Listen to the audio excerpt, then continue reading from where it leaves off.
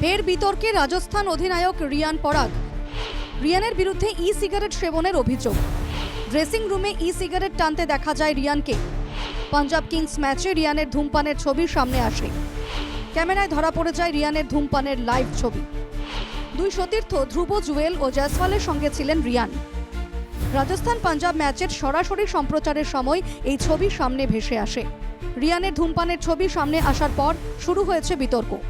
কারণ ভারতে নিষিদ্ধ বিশেষ এই ই সিগারেট। 2019-এ ইলেকট্রনিক সিগারেট নিষেধাজ্ঞা আইনের অধীনে বন্ধ করা হয় ই সিগারেট। কিন্তু বিশেষ এই ই সিগারেট সেবন করে বিসিসিআই এবং আইপিএল এর প্রোটোকল ভেঙেছেন রিয়ান। আর তাই এবার শাস্তির মুখোমুখি হতে পারেন রাজস্থান অধিনায়ক। যদিও এখনো বোর্ডের তরফে কোনো শাস্তির কথা ঘোষণা করা হয়নি। বিসিসিআই এর এক কর্মকর্তা জানান, সরাসরি কোনো শাস্তির ব্যাপার নেই। প্রথমে রিয়ানকে কারণ দর্শানোর নোটিশ দেবে বোর্ড। তাকে আত্মপক্ষ সমর্থনের একটা সুযোগ দেওয়া হবে। মঙ্গলবারের এই ঘটনা সমাজ মাধ্যমে ভাইরাল হওয়ার পর চাপে রয়েছেন অসমের একমাত্র আইপিএল ক্রিকেটার রিয়ান পরাগ দাস। উল্লেখ্য, ব্যাটে রানের খরা, তাই এমনিতেই চাপে রিয়ান।